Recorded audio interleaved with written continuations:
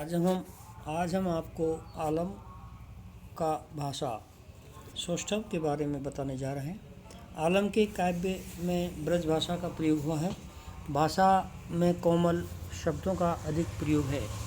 श्रृंगार के प्रसंगों में भाषा माधुर्य गुण वाली है और वात्सल्य के प्रसंगों में भाषा प्रसाद गुण संपन्न है।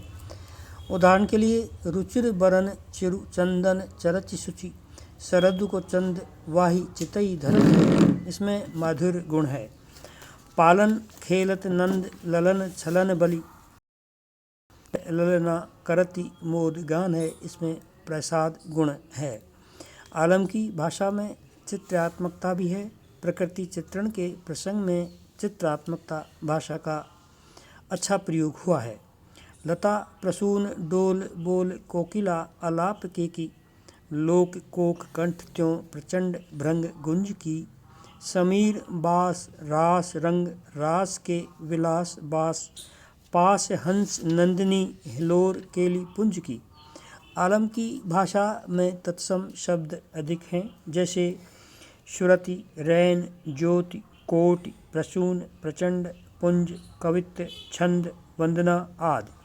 इस भांति तत्सम शब्दों के बोलचाल में बिगड़े हुए या तद्भव रूप भी मिलते हैं, जैसे ग्रीष्म उमस विशासी वियोगिनी उपदेश श्याम आदि। आलम के काव्य में अलंकार विधान। आलम के काव्य में अनुप्रास उपमा और उत्प्रेक्षा अलंकारों का अधिक प्रयोग हुआ है। इसी भांति संदेह अलंकार की योजना भी कहीं कहीं सुंदर बन पड़ी है। उपमा अलंकार का एक सुंदर उदाहरण यहाँ दृष्टव्य है। छाती पे सराही बरु दिया किसी भांति उधो पाती लिखे लेखनी जो बाती बरी जात हैं।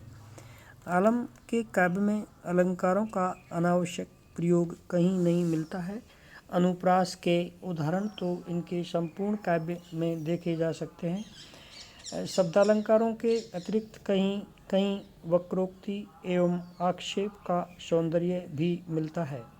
आलम ने छंद और कवित्व ही अधिक लिखे हैं।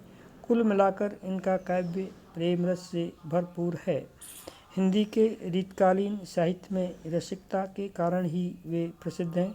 आलम की भाषा में संगीतात्मकता भी है, इसके कारण उनके काव्य में मधुरता आई है। आलम का प्रकृति चित्रण। आलम के काव्य में प्रकृति चित्रण के भी सरस उदाहरण मिलते हैं। चांदनी रात, कमल के समूह, भौरों की गुंजार, हरे भरे कुंज, पक्षियों की क्रीड़ा, मंद पवन और यमुना की अनुपम छवि का मधुर उदाहरण देखने को मिलता है। अरविंद पुंज गुंज डोर हिलोर और घोर जो निशा चलत चांदनी, निकुंज फूल मोल बेली छत्र छाए से धरई, तटि कलोल कोक पुंज शोक संक दंडनी। आलम ने गोपियों के विरह वर्णन में प्राकृतिक उपादानों को उद्दीपन रूप में चित्रित किया है। ऐसे प्रसंगों में यद्यपि केवल वर्णनात्मकता है, फिर प्रकृति विरहिणी गोपियों के लिए अतीव उत्तेजक दर्शाई गई है।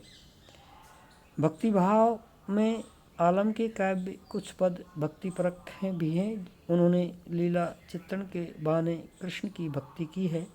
इस तरह कहीं कहीं शिवजी की स्तुति में भी पद लिखे हैं। उद्धव गोपी संवाद में इन्होंने कृष्ण की भक्ति का निरूपण गोपियों के माध्यम से अभिव्यक्त किया है, जैसे तर निज तट बंसी बट कुंज पुंज बीथी बन घन जहाँ तहाँ आनंद उपयोगी हैं। यूँ ही रहे ध्यान उधो ज्ञान कौन काज कीजिए, ये तो ब्रजवासी हैं ब्रजराज के वियोगी हैं। निष्कर्षतः इस विवेचन से स्पष्ट होता है कि इश्क का दर्द आलम के काव्य का प्राण तत्व माना जाता है। श्रृंगानुकूल ब्रजभाषा की पदावली का प्रयोग आलम कवि ने किया है। तद्भव व देशज शब्दों के प्रयोग से कवि की भाषा पाठकों का मन मोह लेती है। भाषा में लयात्मकता की प्रधानता है। संगीत तत्व का संयोग भावप्रवण, मधुर एवं हृदयहारी है। अलंकारों के सुंदर प्रयोग से भाषा में चमत्कार आ गया है। शीतकालीन कवियों में आलम का उल्लेखनीय स्थान है।